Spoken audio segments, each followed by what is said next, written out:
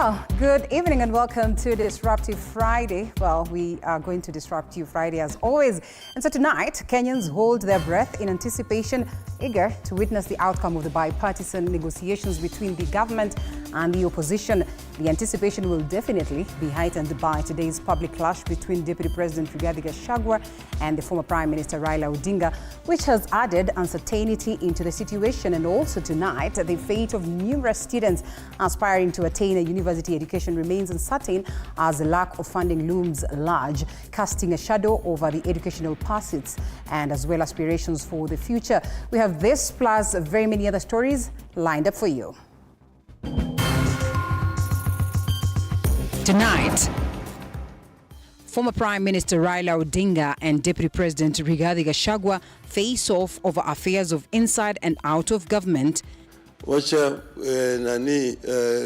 Kimani ichungwa, ongea na Kalonzo.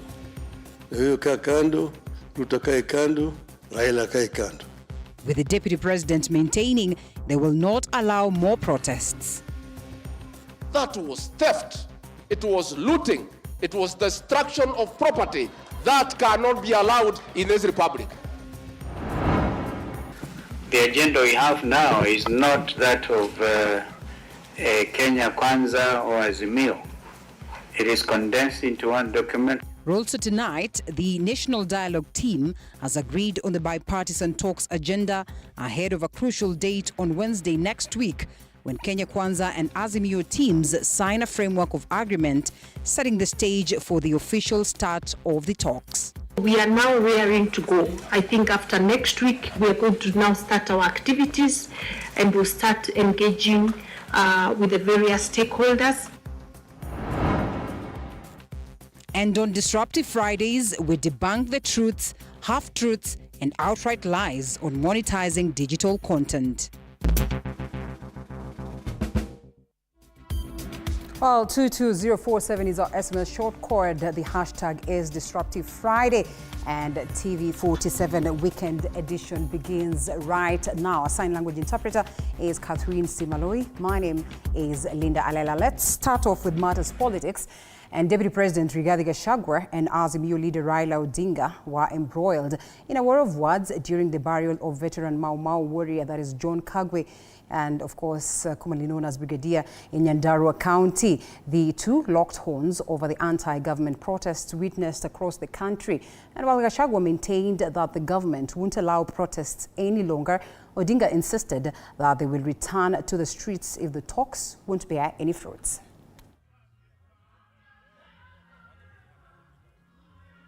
For the first time since the beginning of bipartisan dialogue between the government and Azimio One Kenya, the Deputy President Rigathi Gachagua and Azimio leader Raila Odinga got to share a platform at the burial of Mau Mau warrior John Kagwe, alias Brigadier in Nyandarua County.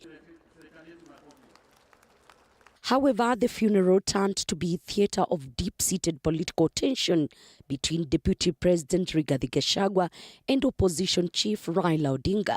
The two leaders engaged in open war of words over a myriad of issues, among them anti-government demonstrations as well as ongoing bipartisan talks between Kenya Kwanza and Azimio la Umoja coalition party. Deputy President Rigathi Gachagua insisting there won't be power sharing in the Kenya Kwanza government and demonstrations will not be allowed in the country. Tukisikia mambo ya salamu tunakuwa na uoga. Mimi mwenyewe Uhuru Kenyatta, I was his personal assistant. He was my best buddy. Tulikuwa tunakula pamoja, tunakunywa pamoja, anatembea kwangu, natembea kwake, watoto wetu walikuwa marafiki, mabibi zetu walikuwa marafiki. Aliposhikana na wewe akanigeuka mimi, anataka kunifunga. If you assure us hakuna kitu tafanyika kwa rais wetu mkipatana, muendelee. Lakini sisi katika area hii tunaogopa. On the same breath, Azimio boss Raila Odinga told off Gachagua on the power-sharing matter, reiterating that their goal is to have pertinent issues canvassed, urging the DP to keep off dialogue if not interested. Hiyo ni mimi nasema tufanye pamoja, tuko tayari. Azimio iko tayari kuongea. Wacha Kimani ichungwa, ongea na Kalonzo. na huyo kaa kando, Ruto kae kando, Raila kae kando. On demonstrations, the opposition chief further urged the government to restrict police officers from firing live ammunition at civilians during demonstrations, even as DP Gachagua insisted the demonstrations are not peaceful as they ought to be. Those were not demonstrations. That was theft. It was looting. It was destruction of property. That cannot be allowed in this republic. Na ndio tumesema hakuna. We will not allow you again. So vile mmesema mtazungumuza, endelee na mazungumuzo. Sisi tumetuma Kimani Ichung'wa, wewe umetuma Kalonzo, waendelee. Mimi na rais tuko kwa mambo ya barabara, tuko kwa mambo ya maji, tuko kwa mambo ya stima. Jana tumekuwa hapa Shamata mambo ya barabara. Mnataka tufanye kazi ama tuende mazungumuzo? Ile kitu ambayo tuwache polisi waache kupiga watu wetu na risasi. Hiyo unaumiza maisha ya mtu ambaye ni Mkenya kama wewe. Kenya ni sisi zote pamoja. Kama tungeungana pamoja kama Wakenya, uhuru hangepatikana. The exchanges come even as the bipartisan team narrowed down on the agenda of the soon-to-commence dialogue. Elizabeth Mutuku, TV47, Nairobi. Well, the Kenya Conference of Catholic Bishops has warned against double talk and mockery around the bipartisan talks by top politicians, noting that it could plunge the country back to chaos. And the bishops, who were speaking during the 23rd anniversary of the murder of Father John Anthony Kaiser at Morendat in Naivasha, said the president, that is William Ruto, is yet to fulfill his pledge on the high cost of living. They have also warned over cases of extrajudicial killings and failure to respect the Constitution 13 years since it was promulgated. They said the church will not remain quiet as things go wrong.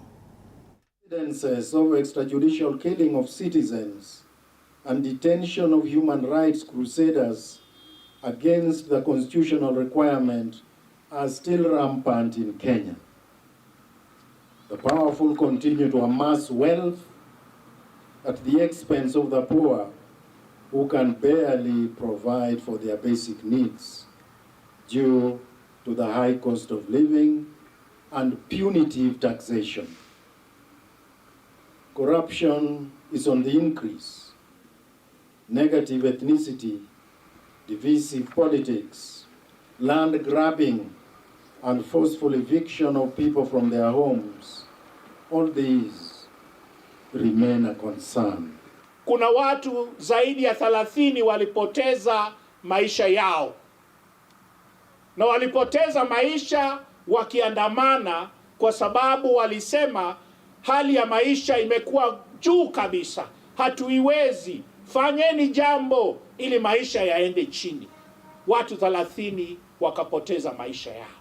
Mchana wanasema tutaongea, lakini baadaye wanapokuja katika mikutano ya kisiasa tunaona wakidhalalisha mazungumzo hayo. Na hayo yanatutia wasiwasi, kwa sababu kama watu hawataketi na kuzungumza kikamilifu na wazungumze kwa haki na usawa kwa ajili ya mwananchi, basi tunaona tutarudi katika shimo hiyo hiyo ya mzozano, ya vita na ya ugomvi. Well, away from the bipartisan talks, President William Ruto and Kisii Governor Simba Arati have Friday inspected ongoing road projects in the county, among them the Omoringamu-Nyakoiba roads and the commissioning of a stalled market. And in what appears to be a move to court the South Nyanza region, Ruto asked Governor Arati to ditch Raila's ODM party, as Grace Kuria details. In what is seemingly coming out as a charm offensive to the larger Gusii region, President Ruto appears to have come with a bag of goodies in terms of projects to the region that largely voted for the Azimio Brigade in the 2022 general elections. The president using the platform to woo Kisii Governor Simba Arati to the Kenya Kwanza camp. Sasa kwa sababu mimi nilikuwa mtu ya ODM, wewe Simba. Sasa wewe pile nilihama, si hata wewe uhame, mimi tuendelee pamoja. Ukifuatana na mimi hapo mbele unaweza namna hiyo. Your Excellency, we are ready to work with you as our president. While overseeing the commissioning of the Nyaseko stalled market, the president hit out at the Azimio coalition over the anti-government protests, asserting that he was also one of them. Siwaambie wale wananifanyia maandamano. Mbona mnafanyia maandamano mtu wetu na mtu wetu ndio rais, mtu ya ODM William Ruto ndio rais? Maandamano ni ya nini? Kwani unaweza kufanyia mtu yako maandamano? The president took the opportunity to affirm his support for the 2023 finance bill by yet again speaking on its benefits to especially the youth. Tunapanga ajira kupitia kwa mpango wa housing. Hapa Nyamira, hatua yetu ya kwanza, the first program, tunakuja kuanzisha kabla ya Disemba mwaka huu. Tunataka kujenga nyumba 3,000, tunahitaji vijana 10,000 watakaofanya hiyo kazi. Ruto also issued a stern warning to government officials involved in corrupt deals. Wafisadi wote maneno yao ni 3. Number 1, wahame Kenya. Number 2, waende jela. Number 3, wasafiri waende mbinguni. Hakuna maneno ingine. The president will Saturday begin a 5-day working tour of the western region, covering Busia, Bungoma, Vihiga and Kakamega counties. Grace Kuriakanja, TV47. Now, survivors of the 1998 U.S. Embassy bombing on Friday shared their challenges regarding medical compensation with Health CS Susan Nahumicha, who in response stated that the Ministry of Health will next week form a multi-sectoral team to assess the compensation journey for the survivors. Elizabeth Atieno details. It is in no doubt that the 1998 American Embassy bombing completely transformed the lives of the over 5,000 innocent individuals caught up in the terror attack perpetrated by the Al-Qaeda group. The physical, emotional, and psychological torture experienced by these victims has forced them and their respective families to dig deep into their pockets to foot for their medical expenses for at least 25 years now. My children have contributed and contributed. There was a time they had to deposit at Karen Hospital monthly 100,000 shillings. On Friday, the survivors were granted yet another chance to present their epic medical compensation journey before the Senate ad hoc committee pushing for their compensation. Also present was Health Cabinet Secretary Susan Nakumicha. In the coming week, the Ministry of Health will come up with a multi-sectorial team to assess the medical compensation for the survivors. This will identify the vulnerable groups with limited ability to pay for their health care, who can be included in the National Health Insurance Fund, subsidized health insurance under the national scheme, and this can be done through the counties. The survivors have also narrated on how they are unable to access some of the medication they need, which are at times unavailable in some health facilities, with those available being expensive. This is what I use for my pain, back pain, because it's always paining. So I apply, and I have to wear a corset to hold the bones together. And if all goes well, then the survivors will, from November this year, benefit from the Emergency Chronic and Critical Illness Fund, set to be launched together with the UHC rollout in a bill currently in Parliament. With that fund, Madam Chair, it should be able to take care of anyone who is involved in an emergency and needs medical care. I would request you kindly see what you can do at your level, and also speak to the President about these victims. These people have been suffering for the last 25 years. For now, the survivors hold on to hope that the long and epic journey to compensation will come to an end once the Kavindu-led ad hoc committee holds a joint meeting with the American Senate in September this year. Elizabeth Atieno, TV47, Nairobi. Well, Sports CS Babu Namwamba has today launched the Plug Mtaani Vijana to Invest initiative here in Nairobi to enable the youth get more opportunities to create their own capital.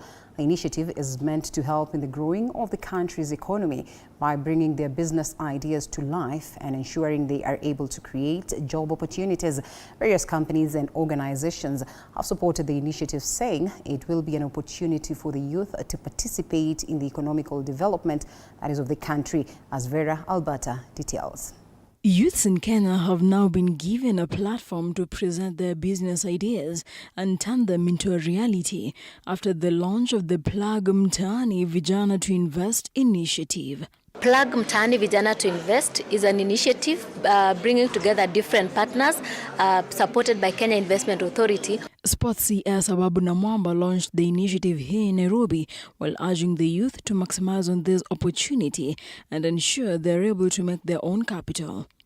Effort converging with opportunity. If you make effort, there is very high likelihood that that effort will meet opportunity. Other representatives of companies that are involved in the execution of this particular initiative have expressed confidence that the program will benefit the youth. One of the programs that we are going to leverage off of for this particular partnership is our Start Path program. And the Start Path program is one that actually does what Kenya Invest is seeking to do today. They say the youth need a helping hand to hold them in the journey of trying to bring their ideas to life, whether financially or in terms of execution, adding that follow-ups will be done. The winning, we shall have a one-year follow-up of how you are doing it. If you are stuck, we still have a team of advisors who will be with you throughout the journey. So we shall have a follow-up of 1 year after the winners are announced.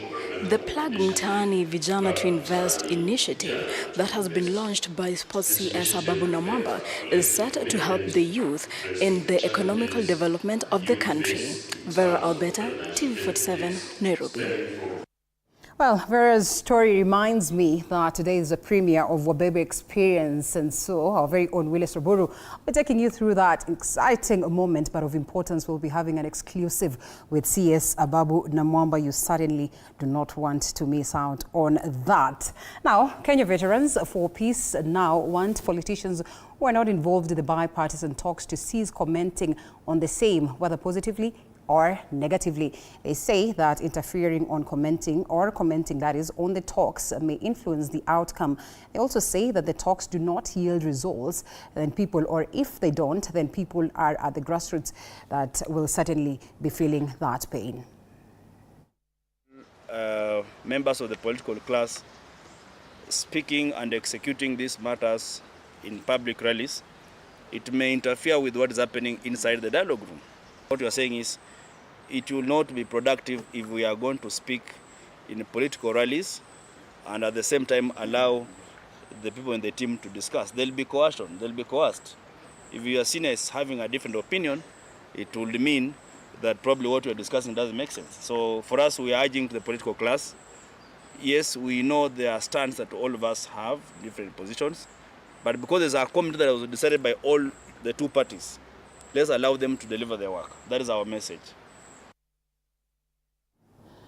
And so the National Dialogue Team has agreed, that is on the bipartisan talks agenda ahead of a crucial date, that is on Wednesday next week, when the Kenya Kwanza as well as the Azimio teams sign a framework of agreement that is setting the stage for the official start of these very talks. Now, the development came as the Dialogue Team slammed Deputy President Rigathi Gachagua for terming the talks as meaningless and terming his remarks as unfortunate. The technical team mandated to set the agenda has also clustered the issues in 5 areas to guide the talks. Apollo Kamau with that. Signs of white smoke billowed from the Bomas of Kenya, where Kenya Kwanza and Azimio National Dialogue Team reported progress on the much-awaited agenda of the talks, adopting the report of the Joint Technical Team, headed by Azimio's Jeremiah Kioni and Kenya Kwanza's Muthomi Thiankolu. Framework agreement. In a sitting chaired by Azimio delegation leader Kalonzo Musyoka and Kenya Kwanza Cecily Mbarire, representing Majority Leader Kimani Ichung'wah, the two sides described the talks as productive, stating the agenda has now shifted from the two teams to one team. The issues are there, agreed. The framework agreement basically agreed, and the issues are framed. The agenda we have now is not that of Kenya Kwanza or Azimio. It is condensed into one document, so we expect the media to help us so that you don't create unnecessary division. We are now rearing to go. I think after next week, we are going to now start our activities and we'll start engaging with the various stakeholders. And I must say that today's meeting was extremely productive in terms of how we are moving forward. And it's now looking that there's obviously a lot of work ahead of us, and we are all very ready. The true picture of the talks agenda, expected to be consented to in a signing ceremony on Wednesday next week, where the two sides will also sign the framework of agreement to guide the talks, has been clustered in 5 key areas to accommodate interest from the two sides, with the cost of living, inclusivity in public appointments, and the 2/3 gender rule, clustered under outstanding constitutional matters. The reconstitution of IEBC, the audit of last year's presidential elections, and delimitation of boundaries also on the agenda. The entrenchment of key funds in the constitution like CDF, the National Government Affirmative Action Fund, and the Senate Oversight Fund also on the agenda. The creation of the office of the official opposition leader and the Prime Cabinet Secretary will also be part of the talk, as well as the interference of political parties. As a Kenya Kwanza team, the dialogue team taking offense on Deputy President Rigathi Gachagwa's remarks that the talks are meaningless. We are operating on the basis of utmost good faith. This is an important national exercise, and it will be good for any leader who has who wishes well for our motherland to stand properly guided. We are here legitimately and with clear instructions. And as long as you see us here, please don't take too seriously what you hear outside of this meeting. Sources say the reconstitution of IEBC and the creation of the official opposition leader and Prime Cabinet Secretary positions are likely to be considered first, although it's not conclusive. The Senate is expected to pass a motion anchoring the dialogue team in law on Tuesday next week, ahead of the Wednesday signing. The dialogue team is further expected to receive memoranda from members of the public on September 4th. Despite doomsday messages on the outcome of the dialogue, it's now all systems go as Kenya Kwanza and Azimio pen the much-needed framework of agreement on Wednesday next week. Apul Kamau, TV47 at the Bomas of Kenya.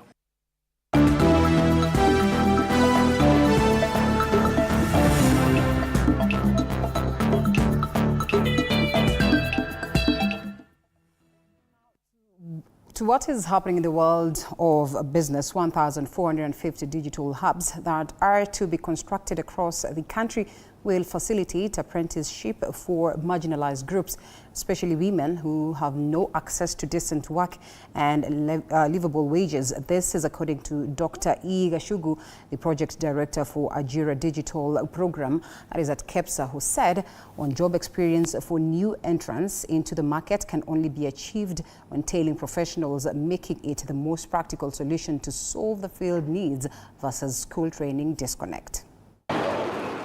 Over 5 million youth in the country are currently jobless, a majority of that number made up of women. Women, who make up for more than 40% of the total workforce in the country, still face discrimination when seeking work they are qualified for. The gender gap is wider in the digital space, where stereotypes often hold back women from gaining essential technical training to take advantage of the lucrative market. The population of young people who are graduating from our education system continues to increase. So it's through these productive assets that we do have as a country that we are turning them into an economic resource as a demographic dividend to grow our economy and to grow our country. Furthermore, the Ministry of Information, Communication and Digital Economy says plans are underway to digitize 5,000 government services to improve transparency when dispensing public services, funds and opportunities. We are aiming to have 70% of the participants that go through the program to be young women from either marginalized communities, including refugees, young Muslim women, and those who are from the ASAL regions. And this program seeks to position Kenya as a leading labor choice destination for digital work globally. Under apprenticeship, the program plans to incubate and propel over 350,000 young people trained with digital skills, 53% of these being young women. Hibak Said for TV47. Now, banks are being encouraged to preserve a portion of their loan portfolio to green projects that are still facing headwinds when seeking investment and expansion options. NCBA Group Managing Director John Gashora and of course financial institutions says that financial institutions should commit a standard percentage of their total asset base to green financing, that is to push for positive climate action. He also says that financial firms must conduct periodic carbon audits to reduce their footprint as deliberate action to help achieve net zero green financing.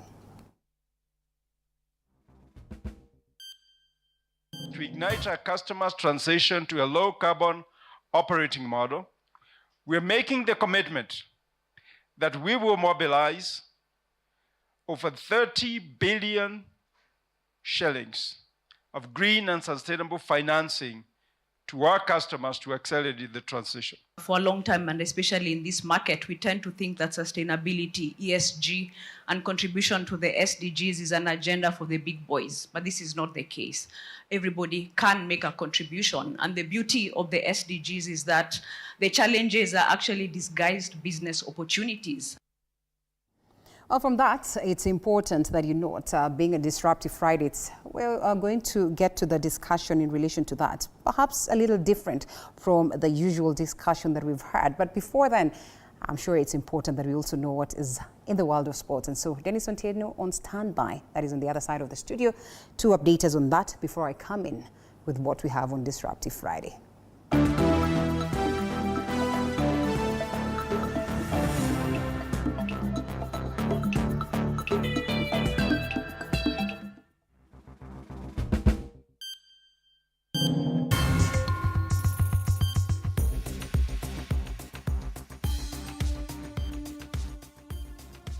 A very warm welcome to Primetime Sports. My name is Dennis Otieno. Now let's start off with matters volleyball.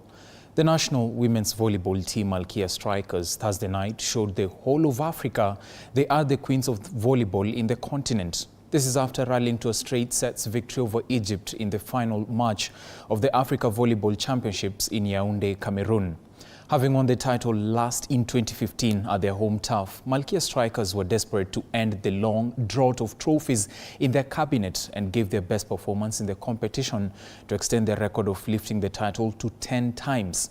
Malkia Strikers dominated the match from the onset and emerged victorious with scores of 25-22, 25-20, 25-14 to become the only team from Africa to qualify into the 2024 Paris Olympics. Speaking after the games, Malkia Strikers captain Mercy Moim congratulated her teammates for putting up the good work, adding that chemistry in the team enabled them register the good results. Vizuri juu nimequalify Olympics mara ya pili tena. Sasa ni kuomba Mungu aendelee kutupatia good health na pia tuendelee kujikaza so that we can go there and show the world that Africa we are the best.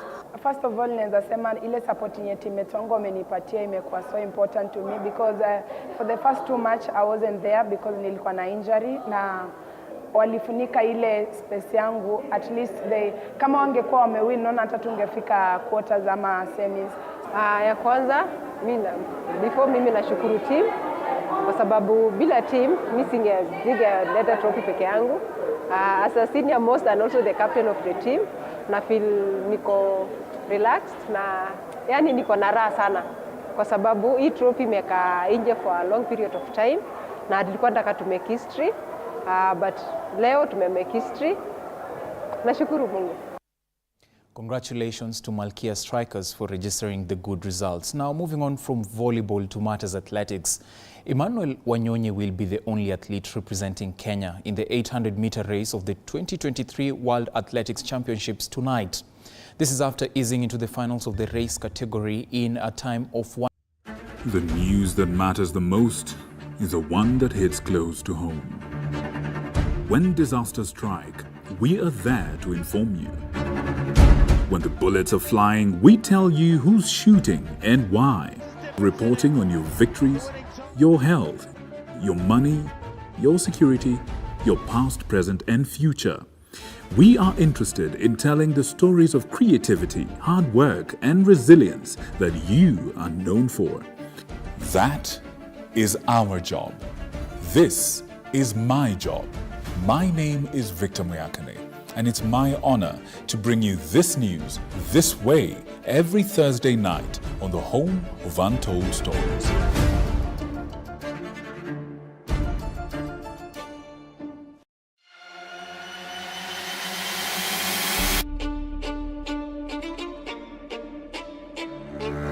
Katika majengo haya, hapa ndipo sheria zinapotungwa na zinapopakuliwa. Nitakuletea viongozi mbalimbali, mirengo mbalimbali, wote kwa pamoja wakipika na kupakua. Tutawapa nafasi kuweza kuangazia changamoto na mafanikio ya ugatuzi katika ukumbi wa siasa kila siku ya Jumanne kuanzia saa 1 kamili na kuendelea.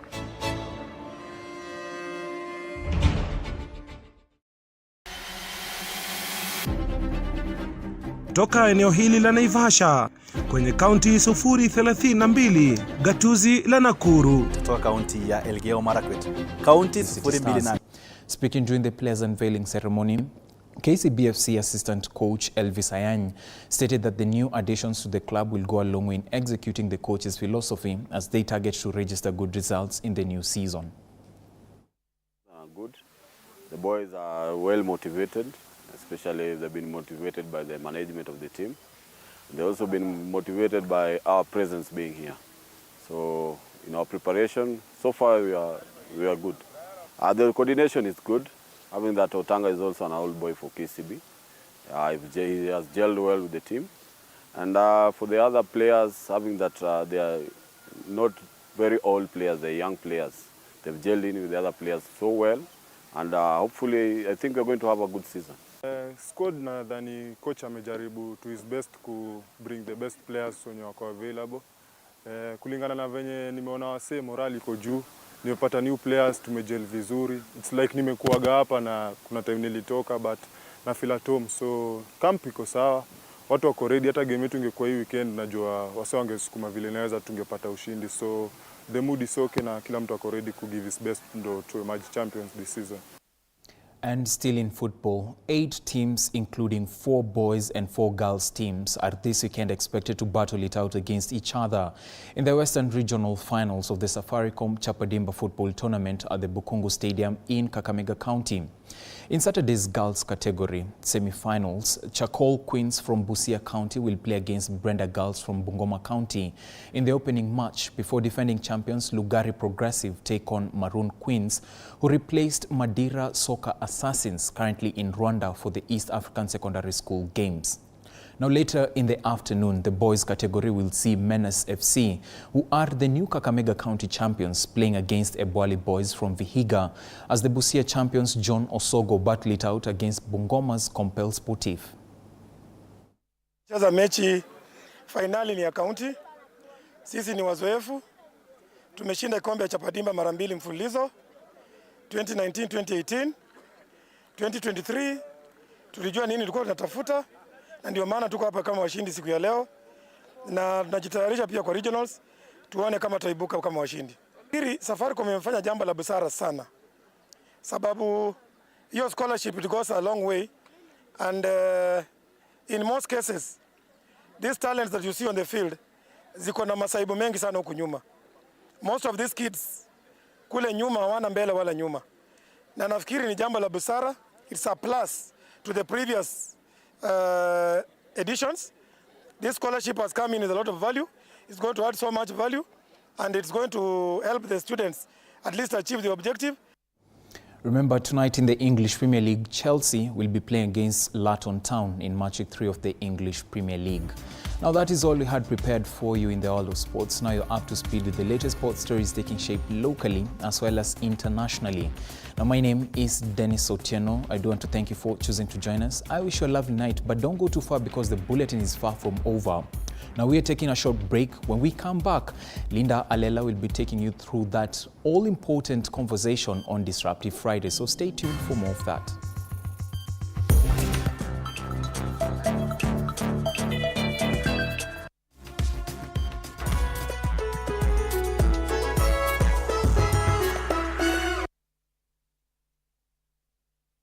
To the Moi Kibaki Convention Center, the premier events venue, our state-of-the-art. The news that matters the most is the one that hits close to home. When disasters strike, we are there to inform you. When the bullets are flying, we tell you who's shooting and why. Reporting on your victories, your health, your money, your security, your past, present, and future. We are interested in telling the stories of creativity, hard work, and resilience that you are known for. That is our job. This is my job. My name is Victor Muyakane, and it's my honor to bring you this news this way every Thursday night on the home of Untold Stories.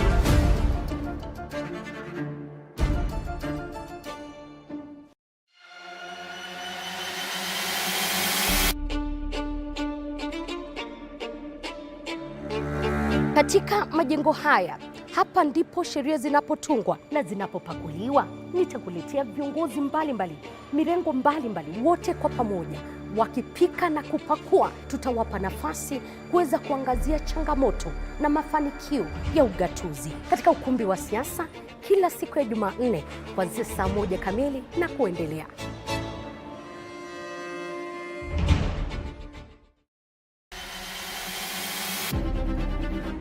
Toka eneo hili la Naivasha kwenye kaunti 032, gatuzi la Nakuru. Kutoka kaunti ya Elgeyo Marakwet, kaunti 028.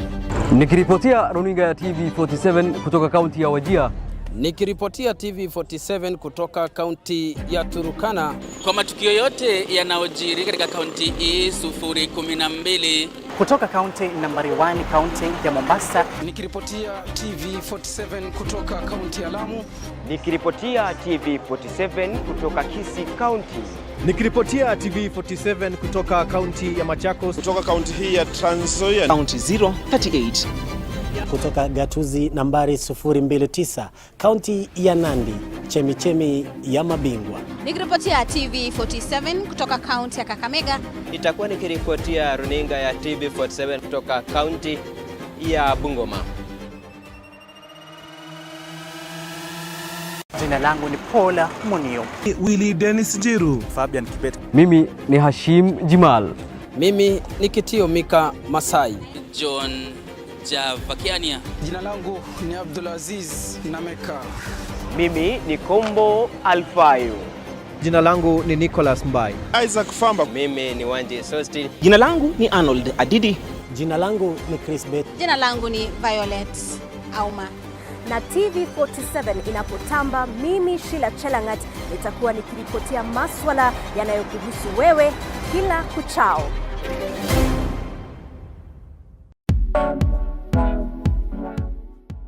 Every Thursday 7:30 p.m. unapata nafasi kufahamu viongozi mbalimbali kutoka humu nchini, kuanzia wabunge. Through Changa we could get money to pay our rent, to pay our bills. When I was growing up, water was a problem where I was born and bred. We wake up at 3 to go and look for water. Magavana must be ready to be a tough woman and not a woman to be walked over. Kwa hivyo you respect people. Ndani ya Mfahamu Kiongozi, story na historia, na mi Elizabeth Muchuku.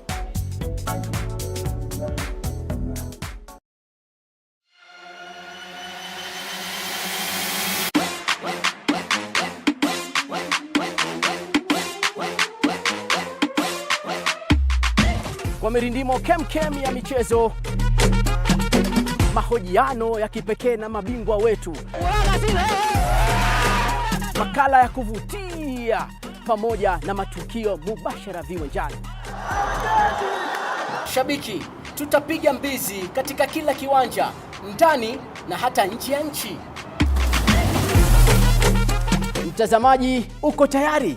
Ni kazi michezoni ama michezo kazini? Ungana nami Ahmed Bahaj, sajili mpya nimefika katika kipindi cha kipekee Mchaka Mchaka. Zitatoka cheche, tutapiga mstari chini yake. Si bora michezo, ni michezo kwa ubora wake. Cheche.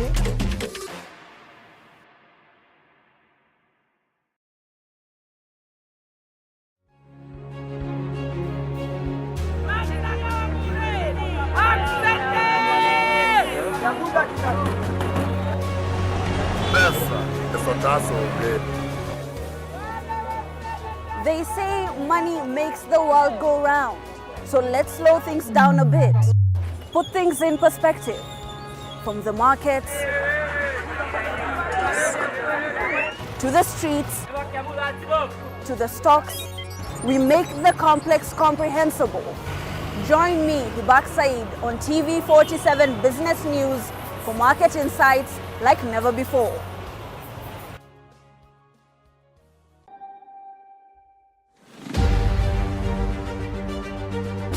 What's making the headlines? What does it mean to you? How does it affect you? We answer all these questions every Sunday for half an hour on To The Point Show. Hey, I'm Grace Kuriakanja, and a lot has happened this week. Let's dive into it.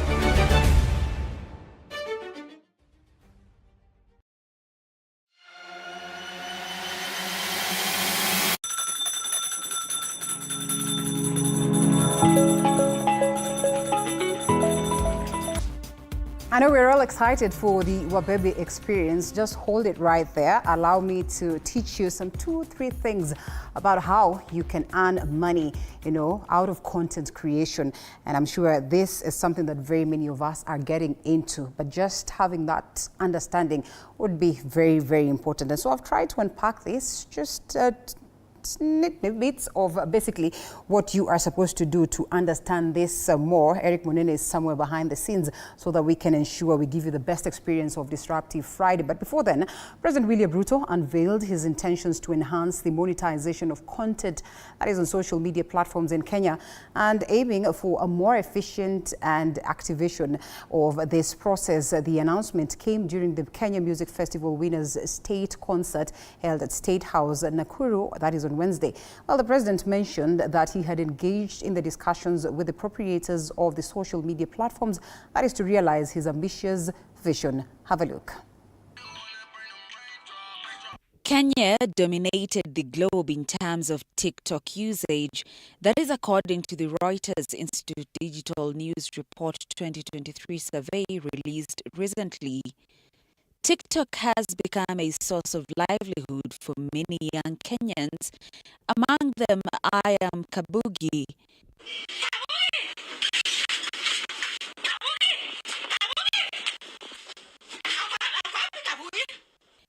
This has caught the attention of the country's president, who has Wednesday broken his silence on the debate surrounding the use of TikTok, even as pressure piles on the government to have the app banned in Kenya. Looking at one of the best paying content creator is now at 7 million shillings every month. I've been able to make money from endorsements and a number of lives as well. Yeah, so TikTok has been a great deal to me, and as a public figure, numbers are very important. Every month. Well, a bit of a twitch there, but all the same. Now, while the president's words carry a positive tone, that is, it's worth noting that his statement may not be entirely aligned with factual information. According to several publicly available sources, content monetization has been established in Kenya for, well, over a decade. Now let's have a look at some, of course, beginning with TikTok, where most of the young talents, basically everybody, is running to. Now we ask this question: is it possible to earn money on TikTok in Kenya? Well, absolutely. Earning money on TikTok in Kenya is possible. TikTok offers various monetization avenues, that is including brand collaborations, sponsorships, and in-app purchases, which we'll be looking at extensively. However, building a substantial following and consistently creating engaging content are key and essential for monetary success. You may want to know just what are the methods for earning money on TikTok. Well, there are several ways to generate income on TikTok in the country, and that's basically what I'll be walking you through. That is in Kenya. And we started by saying sponsorship is one of the key things, and sponsorships would involve, that is, long-term partnership with brands to promote their products or services, that is through regular content creation. Also, live streaming. TikTok then will allow users to live stream and earn money through virtual gifts, that is from the followers. Creators can exchange these gifts for real money, and of course with TikTok taking about 50% cut of that. Also in brand deals, and brands will definitely seek to expand their reach by partnering with TikTok content creators, that is to secure brand deals. And of course you'll need a substantial following and content that aligns with the brand's target audience. Also, in-app purchases are key to this, and TikTok uses virtual currency that is called coins, which users can buy to send gifts to their favorite creators. And creators can convert these coins then into real money. And of course, with TikTok taking about 50% share. Now, how can I become a TikTok creator? You could be asking yourself. Well, to become a TikTok creator, download the application, create an account, and start making videos. Choose your niche and content type, such as dance, comedy, or cooking, and then begin creating this content. And you'd as well ask this: what are the requirements for monetization on TikTok? It's simple. That is, to monetize on TikTok, you should have at least 1,000 followers actually to 10,000 video views and be at least 18 years old. Additionally, you must adhere to TikTok's community guidelines and terms of service. Also, you would ask how many followers are needed to make money on TikTok in Kenya. Simple. There is no fixed numbers for followers that are required to make money on TikTok if you are in Kenya. But brand deals and sponsorships often necessitate a substantial following, typically at least 100,000 followers. And of course, in-app purchases and live streaming can be done with a smaller following. How can I grow my TikTok following in Kenya? This is one question that very many people will keep asking themselves. Well, to increase your TikTok following, that is in the country, you create engaging content that resonates with your target audience, utilize hashtags, that is participate in challenges, collaborate with other creators, and equally maintain a regular posting schedule, that is to enhance your visibility. Another question you would ask is, how long does it take to start earning money on TikTok? That is in the country. Remember, our main focus is Kenya. Well, the timeline for earning money on TikTok in Kenya varies. That is based on factors like content quality, engagement rate, and follow accounts. Well, however, with consistent effort and high quality content, you can begin earning within a few months. What types of content perform well on TikTok in Kenya? You could ask yourself. Well, in Kenya, popular content categories on TikTok would include music, dance, comedy, fashion, as well as lifestyle. However, success on TikTok hinges on creating unique and engaging content that resonates with your intended audience. Another question that you would want to ask: what or how much money can I get on TikTok in the country? Earning on TikTok in Kenya depends on factors such as your followers count, that is engagement rate, and of course chosen monetization method. And nevertheless, some creators in the country would earn thousands of dollars per month through brand partnerships. What are the brand partnerships that we are talking about, and how can I secure them? Simple. Well, brand partnerships involve collaborations between creators as well as brands to promote products and services